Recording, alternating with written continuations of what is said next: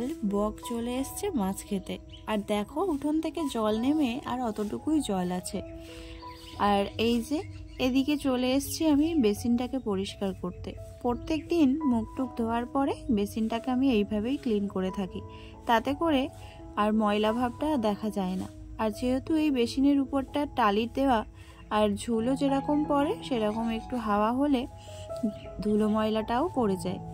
আর শীতকালে আমাদের এখানটায় না ঠিক উল্টো সাইড, রোদ আসার বদলে একটু হাওয়াটাই বেশি আসে, আর গরমের সময় রোদটাই একটু বেশি পাওয়া যায়। আর বেসিনের ঠিক উপরেই আছে অ্যাকোয়াগার্ড জলের মেশিন, যেটা লাগানো হয়েছিল দুর্গাপুজোর সময়।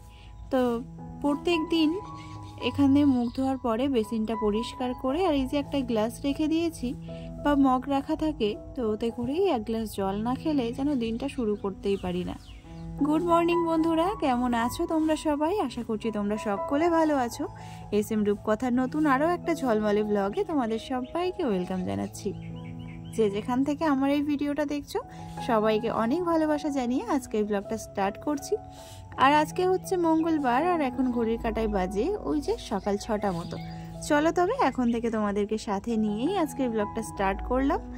আর সম্পূর্ণটা আমার সাথে থেকো। আর যারা এখনও আমার চ্যানেলটা সাবস্ক্রাইব করোনি তারা প্লিজ সাবস্ক্রাইব করে আমার পাশে থেকো। আর এই যে সকালবেলা কিছু জামা কাপড় ভিজে ভিজে ছিল সেগুলোকেই বাইরে বের করে দিলাম। আর আমাদের এখানটায় গরমের সময় গরম তো যেরকম পড়ে, ঠান্ডার সময় তার থেকেও বেশি ঠান্ডা পড়ে।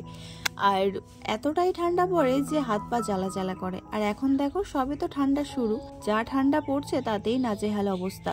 গরমের সময় শুধু ওই তেজালো যে গরমটা সেটা অনুভব করতে পারি না, কিন্তু গুমটো যে গরম থাকে, ভ্যাপসা গরম, সেইটা কিন্তু থাকে। আর যাই হোক চলো, অনেক বক বক করলাম। আর আমি চিরুনিটা বাইরে রেখে দিয়ে গেছি, আর ছোট কিন্তু আমাকে চিরুনিটা দিচ্ছিলই না। তারপরে হাতটা দেখালাম, বেশ সুন্দর লাগছে, ভালো লাগছে, তাই আমাকে চিরুনিটা দিল।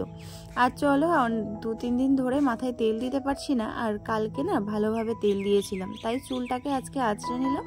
আর কতটা চুল উঠেছে দেখছো। আর এখানে তো ছোটু আর ঠাম্মা বসে বসে একটুখানি দুষ্টুমি করছে, আর ওই বারান্দার সামনেটায় একটুখানি রোদ এসছে, তাই ওইখানটায় দুজনে বসে আছে। তো চলো সকালবেলার একটুখানি খাবার জোগাড় করে নিই। আর গ্যাসের উপরটা কালকে রাত্রিবেলা আর মুছে রাখতে পারিনি। কালকে রাত্রিবেলা ছেলে একটু ঘুমের জন্য বেশিই কান্নাকাটি করছিল, ওই জন্যই রাত্রিবেলা আর গ্যাসটা মোছা হয়নি। তো সকালবেলা গ্যাসটাকে হালকা করে মুছে নেব, নিয়ে আর একটু জল গরম আর চাটা করে সকালের ব্রেকফাস্টটা হয়ে গেলে তারপর ছেলেদের একটু খেলতে পাঠিয়ে আর বাকি কাজগুলো করে নেব। যদি ওরা বাড়িতে থাকে তাহলে আর কোনো কাজই করতে দেয় না। আর যেহেতু সবে ঠান্ডা ঠান্ডা পড়ছে, এখন তো প্রায় সব বাড়িতেই সর্দি কাশি এইসব লেগেই থাকে, ওই জন্য সকালে একটু কড়া করে লাল চা, তাতে একটু আদা, গোলমরিচ আর লবঙ্গ দিয়ে খেলে বেশ গলাটাও খুসখুসের হাত থেকে বাঁচে।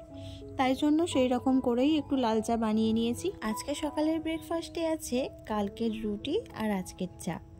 কালকে রুটি বেশ 2-3টে বেশি হয়ে গেছিল, তাই সেগুলো রেখে দিয়েছিলাম। আর শীতকাল যেহেতু কিছুই হয় না, আর চা করেছি, এই দিয়ে সকালের ব্রেকফাস্টটা হয়ে যাবে। আর খাবার জোগাড় রেডি হয়ে গেছে। আর দেখো সবাই কিন্তু সবার মতো কাজে ব্যস্ত। আর ছোটু গেছে সাইকেল চালাতে, ও অনেকদিন সাইকেল চালায় না, ওই জন্য সাইকেলটা বের করেছে, করে সাইকেলটা নিয়েই ব্যস্ত। আর আগের থেকে এখন এতটাই দুষ্টু হয়েছে কি বলবো। ফোন যদি বের করেছি ওর সামনে, তাহলে আমাকে আর ভিডিও তো করতেই দেবে না, আর শুধু ন্যাও দাও ন্যাও দাও। ন্যাও বলতে ওই যে বিড়াল কার্টুন আছে না, ওই দেখবে। আর দেখো জুতোটা খুলতে বলাতে কেমন পা দিয়ে ছুঁড়ে ছুঁড়ে জুতোটা খুলছে। এই রকম দুষ্টুমি ওর সব সময় চলতে থাকে, ওই জন্যই তোমাদের সাথে আমি সেইভাবে ভিডিও শেয়ার করতে পারি না। আর এডিটিং করার সময় তো অনেকটাই সময় লাগে, তোমরা যারা ভিডিও করো তারা সবাই জানো। তো সেই এডিটিং করার সময়টুকু আমার হয়ে ওঠে না, তো ওই জন্যই বলতে পারো আমি এখন ভিডিও খুবই কম দিতে পারছি না বললেই চলে। তো তার মাঝে মাঝে চেষ্টা করে যাচ্ছি ভিডিও দেওয়ার। তো যাই হোক, তোমরা আমার পাশে থেকো। আশা করছি তোমরা পাশে থাকলে আর সুন্দর সুন্দর কমেন্ট করতে থাকলে তাহলে আমার ভিডিও করার ইচ্ছাটাও বাড়বে। আর সে যতই বাধা বিঘ্ন আসুক না কেন, মানুষ পারবে না বলে কোনো কাজ নেই, মানুষ চাইলে সবই কিছু করতে পারে। যাই হোক চলো, এখন সবাই মিলে একটু খাওয়া দাওয়া সেরে নিই, তারপর আসছি। তারপর চাটা খেয়ে আর এসছি একটু পুঁটি মাছ ধরতে। এখানটায় দেখো কলের চারি সাইডে কিন্তু জল আছে, আর এই জায়গাটা দিয়েই পুঁটি মাছটা ধরছি। মাছ ধরে এসে আর রান্না টান্না করে ছেলেদের খাওয়ানো, তারপর স্নান টান করিয়ে পুজো দেওয়া সব কিছু করে আর ভিডিও করে উঠতে পারিনি। তারপর দেখা হচ্ছে সেই সন্ধেবেলা। আর আজকে বাবা গেছিলো একটু বাজারে, তো ওই যে মাছ নিয়ে এসছে আর এই যে পুঁটি মাছ পেয়েছিলাম যেগুলো, সেইগুলোই। তো ঘরেও কিছু কাঁকড়া ছিল, সেই কাঁকড়াগুলো নুন হলুদ দিয়ে একটু ভাপিয়ে রেখেছি। তো এদিকে দেখো মাছগুলো আজকে আর রান্না করব না, তাই জন্য মাছগুলোকে কেটে ধুয়ে আর জল ঝাড়াতে রেখে দিয়েছিলাম। তারপরে একটা কন্টেনারে তুলে এটাকে ফ্রিজে রেখে দেব। আর এই যে আগে দুদিনের পুঁটি মাছ সেগুলোও রেখে দিয়েছিলাম, ভাবলাম একসঙ্গে বেশ অনেকটা হলে তারপরে রান্না করব, তাহলে বেশ খেতেও ভালো লাগবে আর সবাইয়েরও হয়ে যাবে। ওই জন্য পুঁটি মাছগুলোকে রেখে দিয়েছিলাম, এটা কালকে রান্না করব। তো যাই হোক চলো এগুলোকে ফ্রিজে এক এক করে রেখে দিই। তারপরে হাত মুখ ভালো করে ধুয়ে নিয়ে আর এই যে একটুখানি দুধ চা বানিয়ে নিলাম। তো ছেলেদের আজকে আর দুধ চা দেবো না, আমি ওদেরকে একটু মুড়ি মাখিয়ে দিয়েছি। আর আমি এখন এই দুধ চা খেয়ে নেব। আর যা বাজার করে এনেছে সেই বাজারগুলোকে যেটা যেখানে থাকে সেটা সেখানেই রেখে দেব। আর এতগুলো বাজার করে নিয়ে আসার কারণ হচ্ছে কালকে বাবা থাকবে না বাড়িতে, কালকে যাবে ডাক্তার দেখাতে, আসতে হয়তো বেশ কয়েকদিন সময় লাগতে পারে। ওই জন্য বেশি করে আলু, পেঁয়াজ, আদা, রসুন, সবজি এগুলো কিনে দিয়ে গেছিলো, তাই আমি সেগুলোকে জায়গা মতো গুছিয়ে রাখছি। আর রান্নাঘরের জন্য সেই রকম কোনো নতুন নতুন ফার্নিচার আমার কেনা নেই, আর যেটা যেরকম আছে সেইভাবেই বলতে পারো ম্যানেজ করে রেখেছি। এইসব সবজিগুলো যেগুলোতে রাখছি সেগুলো আমার মানে সবজি কেটে ধোয়ার জন্য এই সব সাজিগুলো ব্যবহার করা হয়, কিন্তু এখন সেগুলোতেই রাখতে হচ্ছে, কেননা কোনো কিছুই কেনেনি। আর রান্নাঘরটাও আমার বেশি দিন হয়নি, আর সেই রকমভাবে বাইরেও যাওয়া হচ্ছে না ঘুরতে বা কিছু নিয়ে আসতে, ওই জন্যই কিছু কেনা হয়নি। তো যাই হোক একটা সাজিতে রেখেছি আলু। আর এই যে ঝুড়িটা আছে এটা না ইঁদুরে কেটে দিয়েছিল, এতে তো আর সবজি ধোয়া যায় না, তাই জন্য নিচেতে একটা কাগজ বিছিয়ে নিয়েছি, নিয়ে তার উপরে পেঁয়াজ আর আদা রসুনগুলো ভাগ ভাগ করে সাজিয়ে রাখলাম। আর ওই যে দুধ চা করে নিয়েছিলাম, দুধ চা তো আলাদা করে একটা টাইম ধরে বসে খাওয়ার সময় নেই, তাই এই কাজগুলো করছি, সাথে চাটাও খেতে শুরু করে দিয়েছি। চলো এই সবজিগুলো নিয়ে এসছে, এই সবজিগুলোকে ফ্রিজে রাখবো, আর যেগুলো ফ্রিজে রাখার না সেগুলোকে বাইরেই এইভাবে একটা ডেস্কি ঢাকা দিয়ে রাখলাম, কেননা ইঁদুরে তো আর এর কিচ্ছু রাখবে না যদি না কিছু ঢাকা দিয়ে রাখি, ওই জন্যই যে ঝুড়িতে রাখি তার সাথে একটা ডেস্কি ঢাকা দিয়ে রেখে দিই। এগুলোকে গুছিয়ে নিয়েই বসে পড়লাম, রাতে একটা সবজি রান্না হবে তার জন্য। তো ভাত আছে, রুটি বানাবো, আর কাঁকড়া দিয়ে একটা সবজি রান্না করব। তো চলো কি রান্না করছি সেটাও তোমাদের সাথে শেয়ার করি। রাতের রান্নার জন্য কেটে নিয়েছি কুমড়ো, সাথে বরবটি আর কিছুটা শিম, আলু এইসব দিয়ে আর কাঁকড়া দিয়ে একটা তরকারি। চলো তরকারিটা করে নিই, তারপর দেখা হচ্ছে।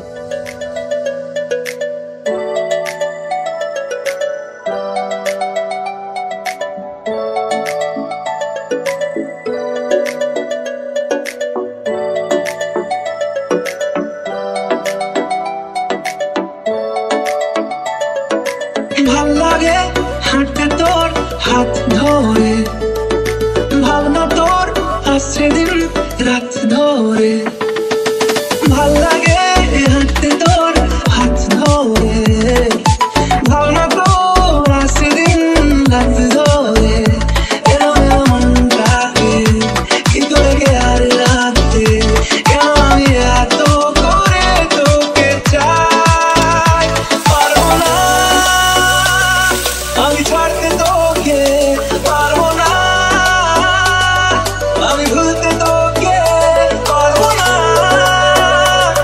ছেড়ে বাঁচতে তোকে, হয়ে যা রাজি একবার। তো আমার কিন্তু রান্না কমপ্লিট হয়ে গেছে, আর বানিয়ে নিয়েছি কাঁকড়ার টক, বেশ ভালোই লাগে খেতে। তো চলো এখন ছেলেদের ভাত খাইয়ে দেবো, তো ওদের জন্য ভাত নিয়ে নিয়েছি, দুইজনকে একসাথেই খাইয়ে দেবো।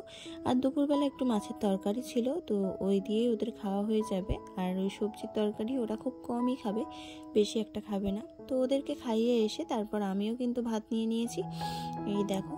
আর বাবা আর মার কিন্তু খাওয়া হয়ে গেছে, ওরাও গিয়ে শুয়ে পড়েছে, আর আমি দুই ছেলে এখনও জেগে আছি। আর দুই ছেলে এখন ঘরের মধ্যে আছে, আর মা ওদেরকে একটু সামলাচ্ছে। আর ছোটু তো একবার আমার পাশে আসছে, আমাকে একটু করে মারছে, আবার চলে যাচ্ছে, আবার কিছু কিছু জিনিস ধরে টানাটানি করছে। তো ও ওদিকে ওর মতো খেলা করছে, আর আমি আমার মতো এইসব কাজগুলো না সেরে রাখলে কালকে সকালবেলা আবার অনেকটাই চাপ পড়ে যাবে। ওই জন্য এই কাজগুলো এখন সেরে রাখছি। আর এখন ঘড়িতে বাজে ঠিক 10টা, ওই জন্য ও বেশি একটু বিরক্ত করছে। আর এই কাজগুলো যতটাই রাত হোক না কেন, এগুলো যদি আমি গুছিয়ে রাখি তাহলে সকালবেলা এই চাপটা আর থাকে না। আর সকালবেলা উঠে যদি দেখি যে এক গাদা এঁটো বাসন রয়েছে, তাহলে কিন্তু একদম এনার্জি লস হয়ে যায়। আমার তো এরকম হয়, তোমাদের কাদের এরকম হয় আমাকে একটুখানি প্লিজ কমেন্ট করে জানাবে। আর দেখো আমি যখন ঝাড় দিচ্ছি তখনই ছোটু বারবার ঘরের থেকে দৌড়ে দৌড়ে আসছে, আর এই যে আমার ঝাঁটার সামনে দাঁড়িয়ে পড়ছে। এরকম করলে কিন্তু ঝাড় দিতে একদমই ভালো লাগে না। তো যাই হোক, ঠান্ডার জন্য বাইরে কিন্তু এই পর্দাগুলো লাগিয়েছি। আর যেহেতু পর্দাগুলো ঘরেই তোলা ছিল, ইউজ করা হচ্ছিল না, তাই জন্য বাইরেই লাগিয়ে দিয়েছি, অনেকটা হাওয়া কম আসছে। আর এই যে আমার রান্নাঘর কিন্তু গোছানো হয়ে গেছে, গ্যাসটাও মুছে আর ঢাকা দিয়ে রেখেছি। চলো এবার ঘরটা দেখি কি অবস্থা। দুই ভাইয়ে যা করেছে, আমার গোছাতে গোছাতে মনে হয় আজকে রাতটাই যাবে। তো এই দেখো ব্ল্যাঙ্কেট, তারপরে ওই যে মশারিটা দেখছো কাপড় লাগিয়ে রেখেছি। তো এটা মশারির গা দিয়ে না কাপড় সেলাই করেই রেখেছি। আর যখন শীতকাল কেটে যায় তখন এই মশারিটা একেবারে সার্ফ দিয়ে কেচে আর তুলে এইভাবেই রেখে দিই, আর কাপড়গুলো খোলা হয় না। তোমরা আমার যারা আগের বন্ধু আছো তারা অনেকেই জানো আমি শীতকালে কিন্তু এইরকম ভাবেই মশারি টানিয়ে রাখি। আর এইরকম মশারির গায়ে কাপড় দিয়ে রাখলে না অনেক দিক থেকেই অনেক সুবিধা হয়। কি বলো তো, বাচ্চাদের যেমন সর্দি কাশি খুব কম হয়, সেই রকম মুখ ফাটা, ঠোঁট ফাটা এগুলোও কিন্তু খুব কম হয়। যাদের ছাদের ঘর আছে তাদের ব্যাপারটা একদম আলাদা, আমাদের তো আর ছাদের ঘর না। আর তার উপরে যদি এরকম ছোট ছোট দুষ্টু দুটো বাচ্চা থাকে, তাহলে এইরকম মশারিটা নিয়ে শুলে অনেকটাই সুবিধা হয়। এরা তো ঘুমের ঘোরে যখন গরম লাগে তখন লেপ কম্বল সব লাথি মেরে মেরে ফেলে দিতে থাকে, তারপর যখন ঠান্ডা লাগে তখন আবার তুলে নিয়ে গায়ে দিতে তো এদের মনেই থাকে না, তখন আমাদেরই গায়ে দিয়ে দিতে হয়। এবার যদি আমরা খুব গভীরভাবে ঘুমিয়ে পড়ি তাহলে হয়তো ওরা ওইভাবেই ঠান্ডায় শুয়ে থাকে। কিন্তু এইরকম মশারি দিয়ে রাখলে না ওদের অতটা ঠান্ডা লাগে না, আর সর্দি কাশিও অত হয় না। দেখবে যখন খালি মশারি টানিয়ে রাখি এইরকম শীতকালের সময়, তো হালকা ঠান্ডা হাওয়া হাওয়া ভাবটা থাকে, যখন ব্ল্যাঙ্কেটের ভিতর দিয়ে মুখটুক বেরিয়ে থাকে বা হাত বেরিয়ে থাকে পুরো ঠান্ডা হয়ে অবশ হয়ে যায়। কিন্তু এইরকম মশারিটা দেওয়ার কারণে সেই ভাবটা আর হয় না, আর এতে করে হাত মুখ ফাটা এগুলো ভীষণ কমে যায়। তো বন্ধুরা, আজকের এটা ছিল আমার টিপস। তো কেমন লাগলো অবশ্যই কিন্তু কমেন্টে জানাবে। আর এর থেকে বাচ্চাদেরকে অনেকটাই রোগ মুক্তি রাখা যায়। তো যাই হোক, আজকের ভিডিওটা তোমাদের কেমন লাগলো অবশ্যই কিন্তু কমেন্টে জানাতে ভুলবে না। আর আমার ভিডিওতে যদি এতটুকু কিছু ভুল হয়ে থাকে তাহলে সেটাও আমাকে কমেন্ট করে জানাতে পারো, সেটা আমি ঠিক করার চেষ্টা করব। আর এইরকম ছোটোখাটো টিপস পেতে অবশ্যই আমার চ্যানেলটাকে সাবস্ক্রাইব করে রেখে দাও। তো চলো বন্ধুরা, আজকের মতো এখানেই শেষ করলাম। আবারও ফিরে আসছি নেক্সট একটা ব্লগে, আর চেষ্টা করব প্রত্যেক দিন ভিডিও দেওয়ার। আর তোমরা কিন্তু অবশ্যই কমেন্ট করে জানিও কেমন লেগেছে। তো আজকের মতো এখানেই শেষ করছি। টাটা, গুড নাইট, সবাই খুব ভালো থেকো। আবারও ফিরে আসছি নেক্সট একটা ব্লগ নিয়ে।